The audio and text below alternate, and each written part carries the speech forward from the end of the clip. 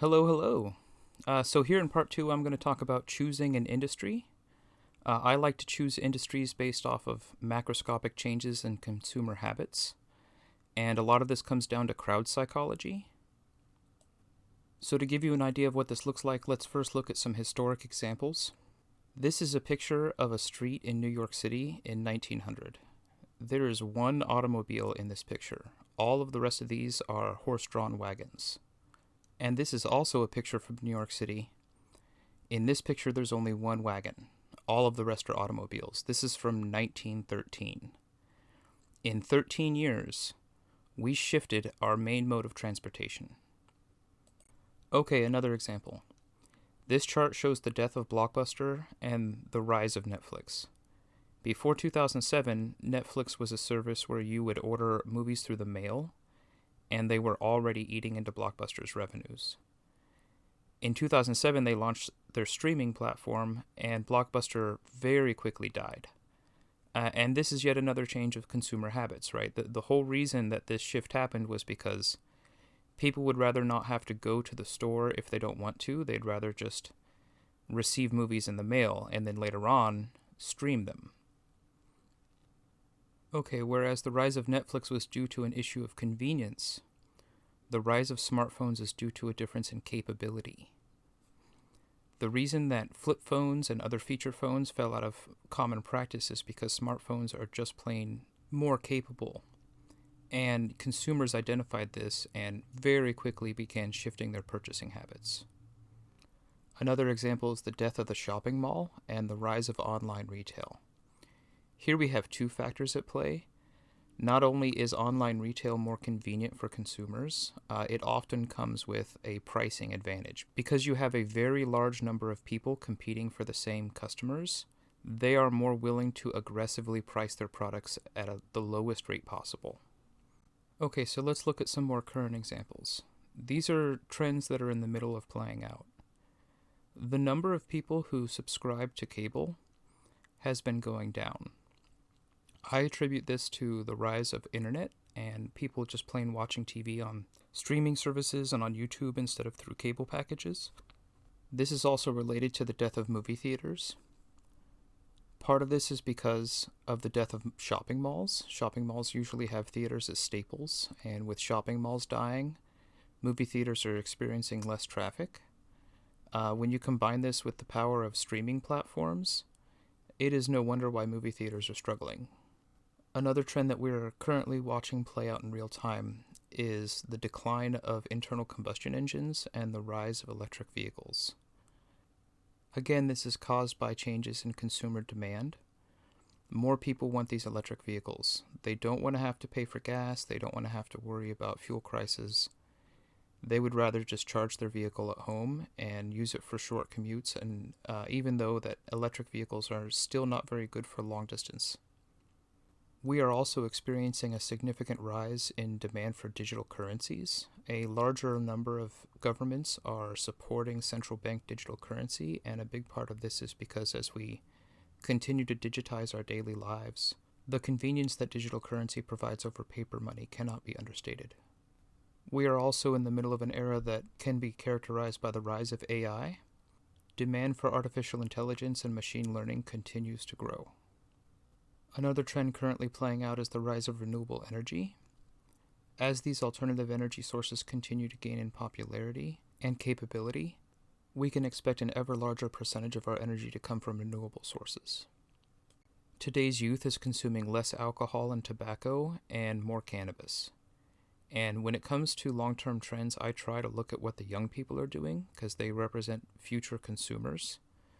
So as this trend plays out, it's probably going to continue to provide additional demand for cannabis and diminishing demand for both alcohol and tobacco. Identifying future trends can be incredibly difficult, but I have three here that I think are going to play out in the future. The first one, and the most apparent, is the birth of quantum computing.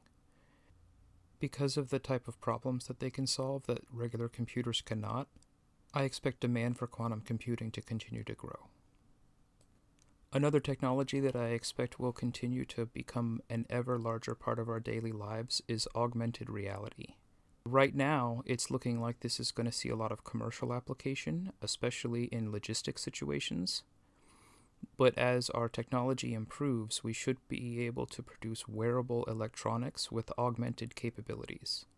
And I cannot emphasize enough how much this is going to change our daily lives. In a very similar way to what smartphones have done, I expect that eventually we're going to be wearing glasses that will give us real-time information on our environment. Eventually, we're going to start seeing a trend in cybernetics, specifically Neuralink and other technologies up this alley. I do believe this is much further out than the augmented reality revolution, but the idea of marrying the human brain to a computer is quite appealing to some people, and the increased capability that it provides should provide significant demand for this industry once it becomes mature enough, as the safety concerns go away and the stigma related to it diminishes. These trends in consumer habit changes have exceptions. It is absolutely possible to find a good investment in a dying industry. The clearest example that I can point to is Altria Group. They're a tobacco provider. In 1944, 49% of Americans consumed tobacco. By 2021, that had dropped down to 11.5%.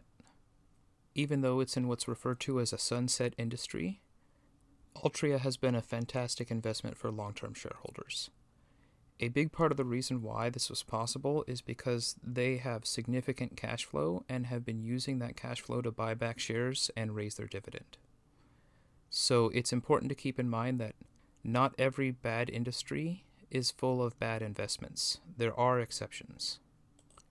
It's also viable to invest into industries which are unlikely to die. Mostly you're going to look for consumer habits that are difficult to change. Some clear examples of this that I thought of are the morning cup of coffee or the bowl of cereal. I'm a cereal consumer. Pretty much most mornings I have a bowl of cereal for breakfast. And I can't count the number of people who go straight for coffee every morning. They want the caffeine, they like the coffee, they're not going to quit drinking coffee. This might sound kind of obvious, but people like to buy comfortable shoes and warm coats. Hundreds of years from now, humans will still prioritize these two factors.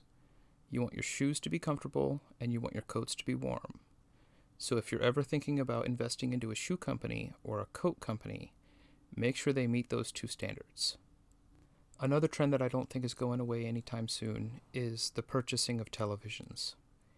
Even though movie theaters are dying and people are watching less cable, they are still watching lots of television, especially when you factor in that televisions are often cheaper than computer monitors, and an ever larger number of people are buying televisions instead of computer monitors.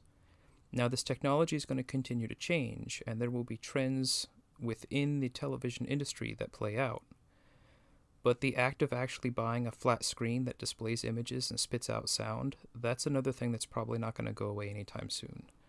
I don't even think a rise in augmented reality is going to really truly affect the continued purchasing habits around televisions. Consumers like cheap goods. This is not going to go away. This is never going to go away. And so the services and ways of transferring those goods from one part of the world to the other that are the most efficient are going to continue to see elevated demand basically forever. Railroads and cargo shipping are currently two of the most efficient ways to move goods long distances. As additional technologies are developed, those might get usurped as the most efficient, but we are forever going to look for cheap goods.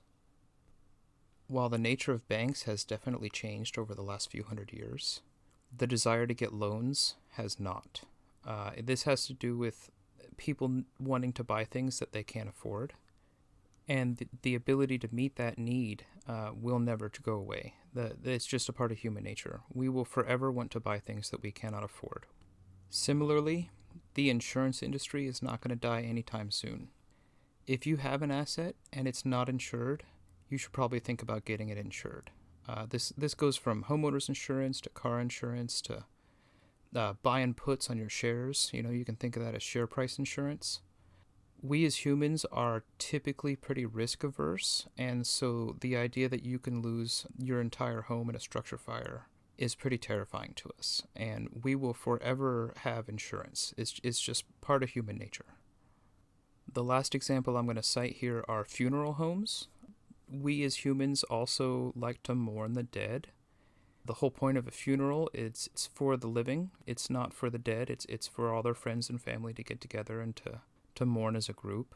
We've been having funerals for thousands of years. The nature of these funerals might change, but the act of getting together in groups to mourn the recently deceased is not going to change anytime soon. Okay, so if you want to try to quantify the projected growth rates for these industries, the first place I look to are CAGRs, compound annual growth rates. These are produced by consensus from a variety of analysts that are experts in that industry. It is the first place I go to when I try to decide whether or not an industry is worth investing into.